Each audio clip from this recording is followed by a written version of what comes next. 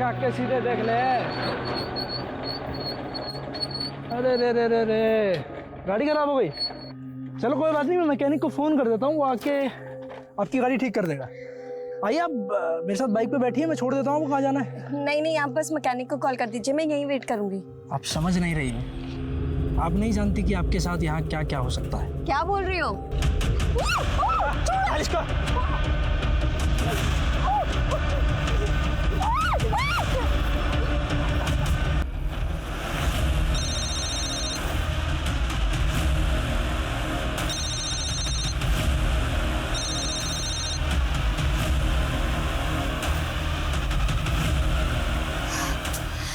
ये सुबोध भी फोन नहीं उठा रहा है माँ। अब क्या करें बेटा?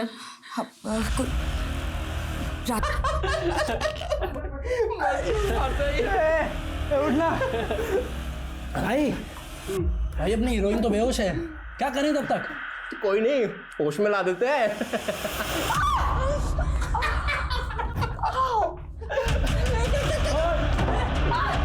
अब आ गया।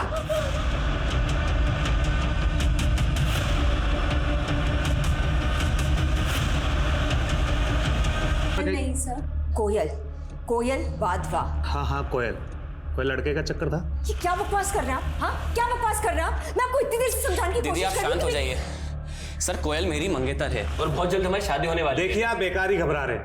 देखिए किसी काम से गई होगी, आ जाएगी खुद ब खुद। सर आप समझ नहीं रहे हैं, मेरी बहन दोपहर तक ऑफिस से घर आने वाली थी, लेकिन वो ऑफिस पहुंची ही नहीं। देखिए आपकी बहन के बारे में जैसे ही हमें कुछ भी पता चलेगा, हम खुद आपको फोन करेंगे, ठीक है? अब आप जाइए। नहीं सर, मैं नहीं जाऊंगी।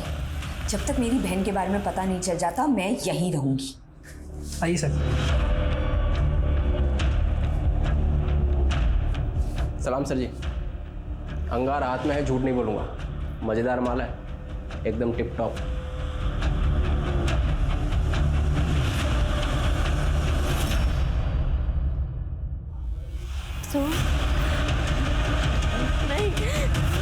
मम्मी को घर ड्रॉप कर दो। दीदी मैं यहीं रुकता हूँ, आप माँ के साथ चले जाओ। नहीं, मैं यहाँ संभाल लूंगी राजन, बस तुम मम्मी को यहाँ ले जाओ। ठीक है दी, अपना ख्याल रखना।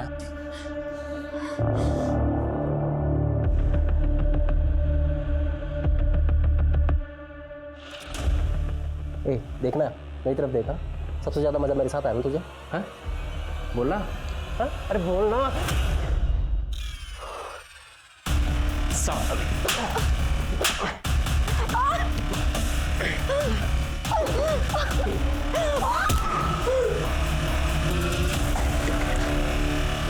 मुझ पे थूक दिया है।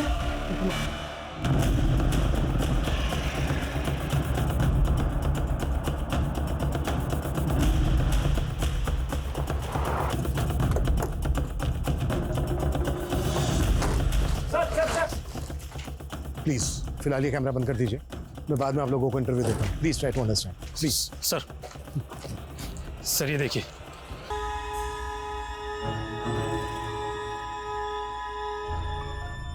कितनी बार समझाया तुझे, दिन में जो करना है कर, पर रात में तो कम से कम घर में रह कर।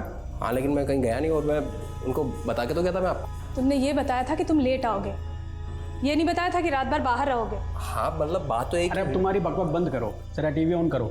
असल सच वाले शो का टाइम हो गया है। मुझे उग्रवादियों ने अगवा कर लिया, जासूसी करने के लिए जिंदा छोड़ा है। कई लेबल्स दिए गए थे मुझे, एंटी नेशनल, एंटी सोशल। ये सब मेरे साथ ही क्यों हुआ? क्या अगर मैं किसी नेता या अमीर बिजनेसमैन की बेटी होती तो क्या ये सब मेरे साथ होता? लेकिन मैं तो एक आम लड़की हूं ना। एक आम लड़की का होना ना होना एक बराबर ही है। आम लड़की के दर्द को जबां देने वाला अगला एपिसोड प्रसारित होगा कल दोपहर 2 बजे असल सच पर।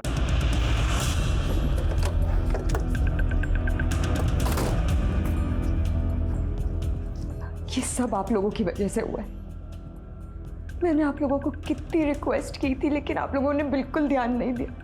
मैं मानता हूं हमसे चूक हुई है, लेकिन मैं वादा करता हूं आपसे, आपकी बहन के कातिलों को बख्शा नहीं जाएगा। उन्हें सजा हम जरूर दिलवा कर रहेंगे।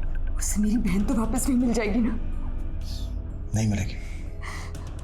लेकिन फिर किसी दूसरे की बहन के साथ ऐसा नहीं होगा। प्लीज हमारी बात समझने की कोशिश कीजिए। हमारे कुछ सवाल हैं जिनके हमें जवाब चाहिए, ताकि हम जल्द से जल्द आपकी बहन के कातिलों तक पहुंच सकें। क्या उस दिन कोयल ने आपसे कुछ बताया था कि वो किससे मिलने जा रही है, कहाँ जा रही है? ओके दीदी, अब मैं चलती हूँ। आज आपकी वजह से सारे काम पोस्टपोन किए मैंने। एक ऑफिस का छोटा सा काम है, वो खत्म करके 3 बजे तक आती हूँ। मुझे नहीं पता था कि मैं मेरी कोयल को आखिरी बार देख रही हूँ। कोयल से फोन पे बात हुई थी आपकी? जी नहीं, पर हाँ करीब 1 बजे उसने मुझे कॉल किया था, पर तब मैं सो रही थी। उठ के फ़ोन देखा तो उसके मिस्ड कॉल्स थे। जब उसे कॉल किया तो उसका फ़ोन बंद आ रहा था। इसका मतलब ये कि कोयल का फोन 1 बजे तक तो एक्टिव था। ऑफिस का काम? जी नहीं सर, कोयल ने तो ऑफ लिया हुआ था कल का। कोयल सामाजिक मुद्दों पर रिपोर्टिंग करती थी। कभी किसी ने किसी तरह की कोई धमकी दी थी कोयल को? जी नहीं सर, कभी ऐसा हुआ नहीं, और ना ही कोयल ने इस बारे में हमें कुछ मेंशन किया था। देखिए, आपके चैनल का नाम रियल ट्रूथ है। आई होप आप ये समझते होंगे कि सच छुपाना भी एक तरह का झूठी होता है। मतलब मैं सच क्यों छुपाऊंगा? और मैं तो खुद बहुत दुखी हूं कि कोयल जैसी होनहार लड़की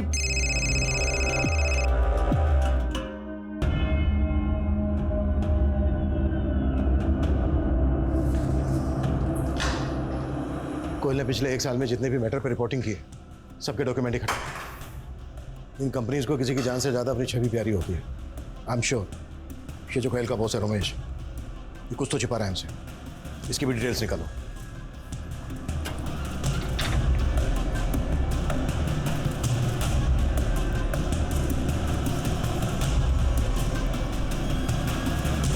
कमजोरों की आवाज बनने वाली कोयल हमेशा के लिए खामोश कर दी गई। क्या कोयल की हत्या उसकी ईमानदार पत्रकारिता के चलते हुई थी, या बात कुछ और थी? सवाल कई थे, लेकिन इनके जवाब ढूंढने के लिए पुलिस के पास वक्त बहुत कम था। अब तक की इन्वेस्टिगेशन से पुलिस ने यही अनुमान लगाया था कि कोयल की मौत एक सोची समझी साजिश के तहत थी, लेकिन अब दावे के साथ कुछ भी कहना मुश्किल था। कोयल की प्रिलिमिनरी रिपोर्ट इस केस को एक ठोस दिशा दे सकती थी, और आखिरकार काफ़ी इंतजार करने के बाद वो रिपोर्ट पुलिस के हाथ लगी। सर 2 से 3 सीमेंट ट्रेसेस मिले। सर कोयल के साथ 2 से ज़्यादा लोगों ने रेप किया था। टोटल 7 हड्डियाँ टूटी थी। सर बड़ी बेरहमी से पीटा गया था कोयल को। ऐसा लग रहा है जैसे कोई कोयल को सिर्फ मारना नहीं चाहता था, कोई पॉइंट प्रूव करना चाहता था। जैसे सालों की नफरत रही हो कोयल के साथ किसी की। पर ऐसी दुश्मनी किसकी हो सकती है? सर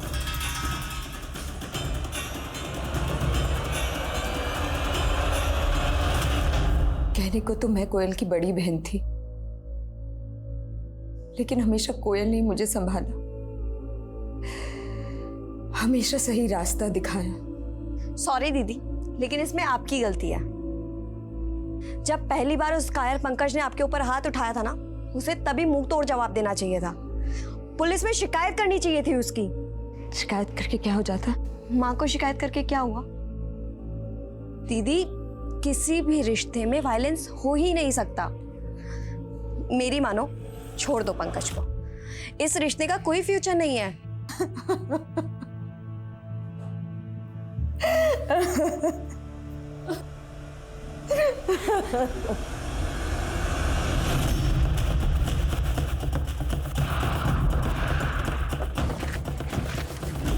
सर ये रही कोमल की कार। पेट्रोलिंग टीम ने इसको स्पॉट किया था। ये इसे ढकी हुई थी। मैंने इसको चेक किया, गाड़ी खराब है। खराब गाड़ी को ऐसे कोमल ढक्के तो रखेगी नहीं। जाहिर सी बात है ये भी प्लान का हिस्सा रहा होगा। इस एरिया को अच्छे से स्कैन करो। यहाँ से लेकर जहाँ तक कोयल की बॉडी मिली थी वहाँ पूरा एरिया छान मारो अच्छे से। सर तो ये देखो टायर के मार्क्स, ऐसा लगता है जैसे गाड़ी को यहाँ पर धक्का देकर लाया गया है। सर ये देखिए। सर कोयल की बॉडी जिस जगह पर हमें मिली थी वो यहाँ से करीब 5 किलोमीटर ही दूर है। यहाँ पर ऐसे कोई साइन नहीं मिले हैं जिससे ये लगे कि कोयल का यहाँ पर रेप और मर्डर हुआ है। और जहाँ पर कोयल की हमें बॉडी मिली थी वहाँ पर भी इस तरह के कोई साइन नहीं थे। इसका मतलब ये है कि कोयल को यहाँ से किडनैप करके किसी तीसरी जगह पर ले जाया गया है, और वो जगह भी यहीं कहीं आसपास ही होनी चाहिए। सर क्यों ना इस कार को फॉरेंसिक के लिए भेज दें? 1 मिनट, ये वही एरिया है ना जहाँ पर काफ़ी शराबी ज्वारी घूमते हैं? हाँ सर, और ये आसपास के एरिया से तो काफ़ी शिकायतें भी आती रहती हैं। जितने लोग भी शराब पी के यहाँ जुआ खेलते हैं सबको उठाओ, कुट्टो। देखो कोई ना कुछ जरूर बकेगा। सर हाँ तो वत्सल, समझ में आया ना yes ma'am. Law of gravity कैसे काम करती है? Yes ma'am. हाँ, मैं तुम्हें एग्जांपल देके समझाती हूँ। गुरुत्वाकर्षण की वजह से ही एक चीज़ दूसरी चीज़ से आकर्षित होती है, इस तरह से। देखो समझ में आ रहा है?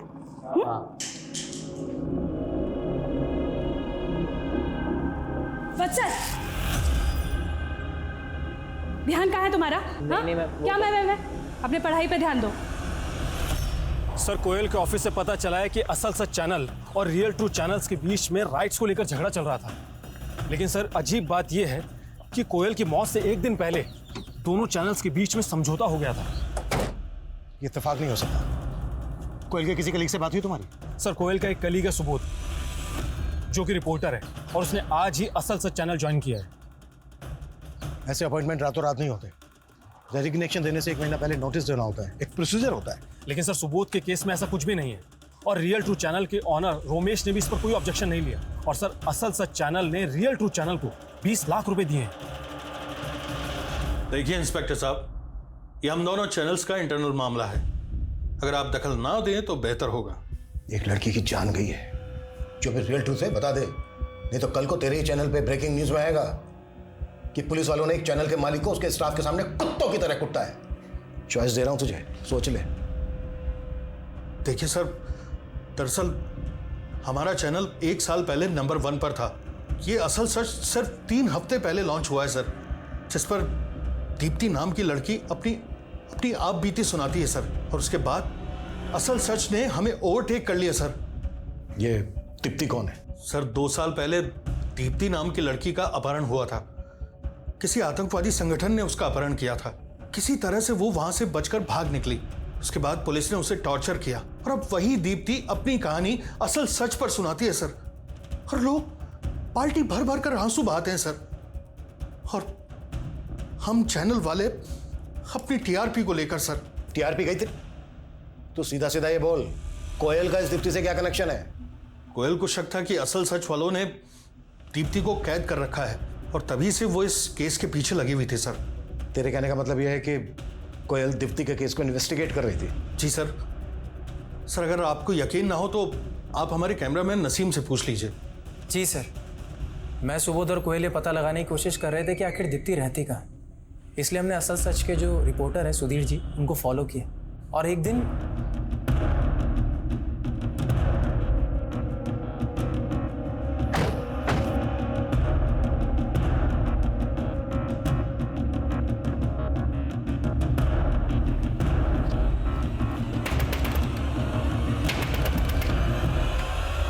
कोयल, तुम यहाँ? वो लड़की कहाँ है? सुधीर, दीप्ति कहाँ है? कहाँ है वो लड़की? यहाँ कोई नहीं है कोयल। कोई नहीं है? ये सब क्या है सुधीर? दीदी प्लीज मुझे बचा लीजिए, ये लोग मुझे पागल कर देंगे। हर रोज मुझे इंजेक्शन लगाते, मुझे कहीं नहीं जाने देते थे। चुप हो जाओ, डरो मत, मैं हूं ना तुम्हारे साथ। तो असल चैनल वाले दीप्ति का इस्तेमाल कर रहे थे टीआरपी के लिए? जी सर। फिर दोनों चैनल के बीच सेटलमेंट कैसे हुआ? अब बोलेगा या फिर मैं मेरे तरीके से मुंह खुलवाऊं तेरा? सर, एक्चुअली असल सच के ओनर ये चाहते थे कि ये राज राज ही रहे। उन्होंने ऑफर भी दिया। उन्होंने कहा कि आगे से दीप्ति के बाइट्स हमारे चैनल पे भी ऑन एयर होंगे, और साथ ही साथ उन्होंने रोमेश सर को लाखों कंपनसेशन और हम तीनों को जॉब ऑफर करी विद हायर सैलरी। लेकिन बिल्कुल सही मौका है यार, सीधा डबल सैलरी ऑफर कर रहे हैं। सुबोध, हम इतने सेल्फिश कैसे हो सकते हैं? उस लड़की की जिंदगी एक कैसे दूसरे कैद में कट रही है। अरे यार कोयल, कभी तो प्रैक्टिकल होकर सोचा कर यार। हम लोग थोड़ी टॉर्चर कर रहे हैं उसको। और उसकी तकलीफ भी तो नहीं समझ रहे ना हम।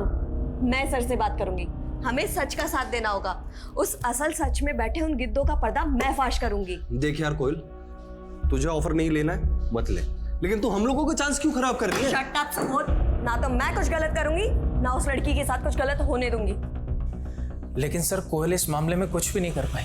रातों रात दोनों चैनल्स के बीच में दीप्ति को लेकर डील हो गई। उन्होंने डिसाइड किया कि दीप्ति को कुछ पैसे देंगे और उसके प्रोग्राम के राइट्स दोनों चैनल मिलकर शेयर करें। अब इस डील में एक ही रुकावट थी, कोयल। इसलिए अगले दिन उसको रास्ते से हटा दिया और सुबोध ने असल चैनल ज्वाइन कर लिया। नहीं सर, ये दोनों बातें बिल्कुल अलग थी सर। तो असल चैनल वालों ने लाखों रुपए किस बात के दिए? ये सारा पैसा, इतना बड़ा अमाउंट कोयल को मारने के लिए नहीं था। नहीं सर, ये तो हमारे चैनल के नाम और लोगों को लेकर के जो डिस्प्यूट था उसका सेटलमेंट था, जो हमने आउट ऑफ द कोर्ट जाकर के सेटलमेंट कर लिया था सर। बस ये इत्तेफाक है कि ये सब चीजें कोयल की मौत से ठीक एक दिन पहले हुई हैं सर। अगर ये इत्तेफाक नहीं हुआ ना, तो तेरी ब्रेकिंग न्यूज मैं बनाऊंगा। सर, कोयल की मौत से मेरा कोई लेना देना नहीं है सर। सर, मैंने बस अपना फायदा देखा और चैनल बदल लिया। लेकिन कोयल दीप्ति की सच्चाई सामने लाना चाहती थी, इसलिए तूने उसे मार दिया। सर, मैंने ऐसा कुछ नहीं किया है सर। सर, ये डील 2 चैनल्स के बीच में हुई थी। और सर, कोयल चाहकर भी उन लोगों को कुछ नहीं बिगाड़ सकती थी। और सबसे बड़ी बात सर, हमें उससे कोई खतरा था ही नहीं, तो हम ऐसा क्यों करेंगे सर? लड़की दीप्ति कहाँ है?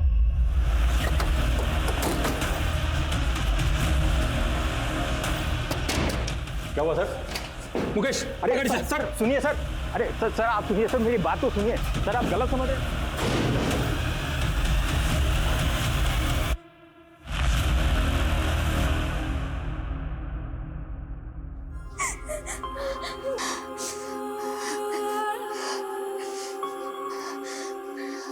बेटा, खुद को सजा देना बंद कर। ना तो कुछ खाती है ना बोलती है। तेरे ये सब करने से अब कोयल कभी वापस नहीं आ पाएगी बेटा। सब मेरी गलती है माँ। अगर मैं उस दिन कोयल के फोन उठा लेती तो ये सब कुछ नहीं हो। तेरी कोई गलती नहीं है और तेरा कोई दोष नहीं है इसमें। नहीं माँ, नहीं, ये सब मेरा कसूर है माँ। ये सब मेरा कसूर है। नहीं बेटा, ये सब मेरा कसूर है। अब डरने की जरूरत नहीं है। हमारे यहाँ ना एक क्राइम सिर्फ तब तक याद रहता है जब तक दूसरा क्राइम नहीं हो जाता है। और हमारे यहाँ दिन में 10 क्राइम होते हैं। और पुलिस वाले कहाँ कहाँ भागते फिरेंगे। रुक, मैं तेरे को कॉल करता हूँ। क्या बातें हो रही हैं? कुछ नहीं, बस ऐसे ही। आई एम सॉरी, प्लीज़ कल आइए ना।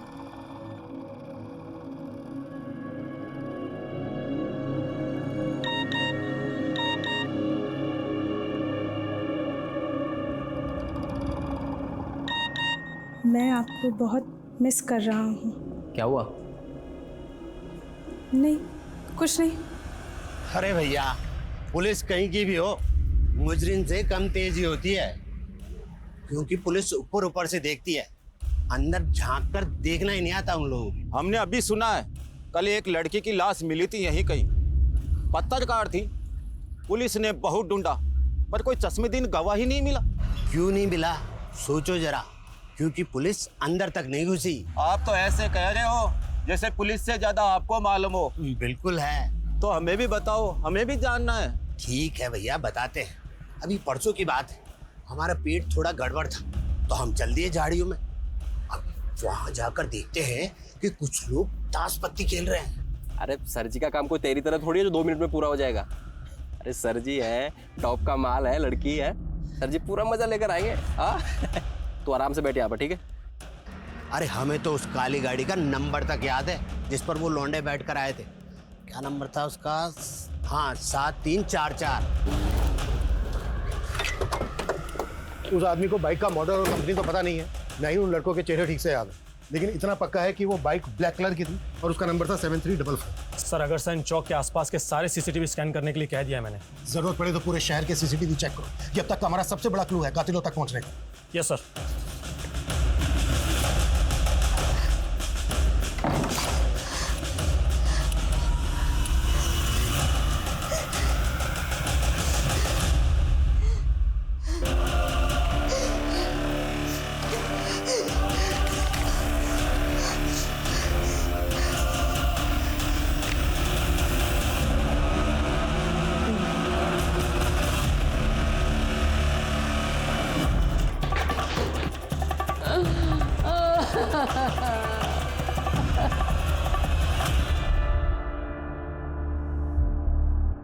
कैसे हुआ ये सब? कल से इसने कुछ भी नहीं खाया था। ठीक से सो भी नहीं रही थी। बड़ी मुश्किल से इसे नींद आई तो मैं भी इसी के पास सो गई। जब मेरी आंख खुली तो देखा ये कमरे में नहीं थे। मैं ऊपर कोयल के कमरे में आई, दरवाजा बंद था। खटखटाया तो केस बनता है, लेकिन कल तक सुरीली ने जो हिम्मत दिखाई उसको देखते हुए मन मान नहीं रहा है कि वो आत्महत्या कर सकती है। लेकिन सर और क्या वजह हो सकती है सुरीली खुदकुशी करने की? मुझे लगता है इसमें हेलो, जिसकी कल्पना करना भी शायद इस वक्त नामुमकिन था।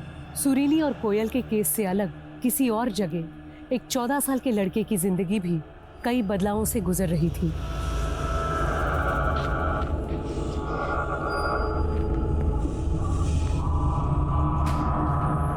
वत्सल, तुम हमारे कमरे में क्या कर रहे हो? नहीं मैम, मैं तो बस अपना फोन लेने आया। अभी मैं चलता हूँ, बहुत लेट हो, ठीक है? वत्सल 7344। यस अभिनव, इसकी फोटो लो, विश्वकर्मा को भेजो, कंफर्म करो, क्विक फास्ट। सर। हाँ साहब, मैंने वो फोटो देखी साहब। ये वही बाइक है जो उस दिन मैंने वहाँ देखी थी। सर, विश्वकर्मा ने जो गाड़ी आइडेंटिफाई की थी उसकी डिटेल्स मिल गई। किसके नाम पे रजिस्टर्ड? किसी गिरधारी के नाम पर रजिस्टर्ड है गाड़ी। दिहाड़ी मजदूर है। हाँ साहब, ये बाइक तो मैंने पिछले महीने ही भेज दी थी एक दीपक नाम के बंदे को। जिसको तूने अपनी बाइक बेची, उसका एड्रेस और फोन नंबर तो होगा तेरे पास? हाँ, उसके आधार कार्ड की कॉपी ली थी मैंने।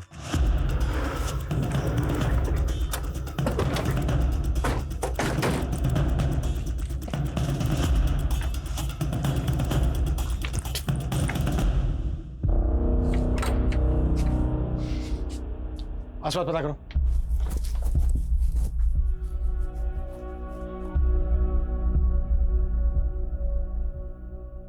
कुछ पता चला? नहीं सर।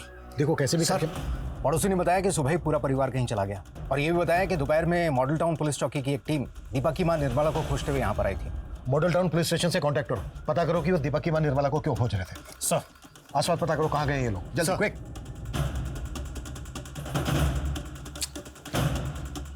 कुछ तो चूक रहा है हमसे, कोई तो ऐसा एंगल है जिसको हम मिस कर रहे हैं।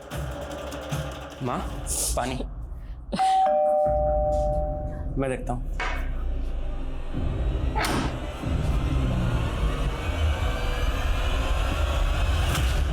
सर, मॉडल टाउन थाने के एसएचओ से बात हुई मेरी।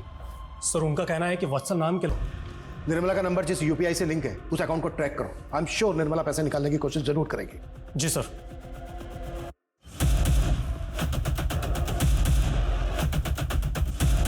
सर, निर्मला के अकाउंट की सारी डिटेल्स मिल गई है।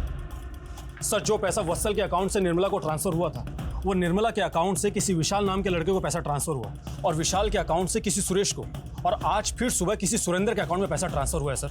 और इस सुरेंद्र ने कीर्ति नगर से आज कैश विड्रॉ किया है। उठा सुरेंद्र। Yes sir. सर, मेरा किसी के मर्डर या सुसाइड में हाथ नहीं है। मैं एक रियल एस्टेट ब्रोकर हूँ। एक पति पत्नी का जोड़ा आया था आज सुबह घर देखने के लिए। उन्हें अर्जेंट में एक घर चाहिए था, लेकिन उनके पास एडवांस देने के लिए कैश नहीं था, इसलिए उन्होंने बोला कि वो यूपीआई कर देंगे। बस मैंने तो वही पैसे निकाले थे। उन्हें घर कहाँ दिलाया था तूने? अभी तक सर घर तो नहीं दिलाया उसे, लेकिन पास में एक होटल में रहने के लिए जगह दिलवा दी थी।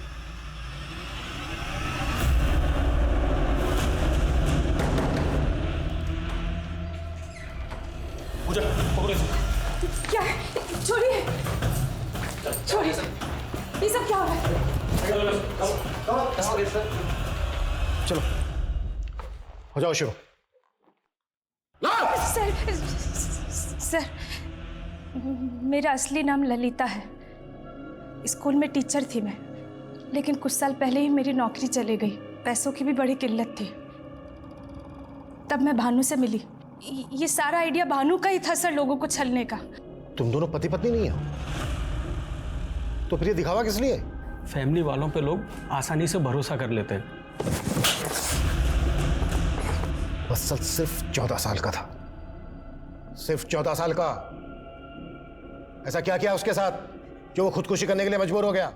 वत्सल ने नई नई जवानी की दहलीज पे ही कदम रखा था। ट्यूशन के वक्त भी वो मुझे घूरता ही रहता था। पहले तो मुझे थोड़ा सा अजीब लगा, लेकिन भानु ने आइडिया दिया कि हम उसे आसानी से बेवकूफ बना सकते हैं। इसलिए मैंने। क्या इसलिए मैंने? ये सब करते हुए शर्म नहीं आई? अब बोलने में झिझक हो रही है। बोलो। सर, वत्सल को मैंने कहा कि वो अपनी न्यूड तस्वीर मुझे भेजे। वो सीधा लड़का था सर, मान गया। फिर हमने एक और कदम आगे बढ़ाया।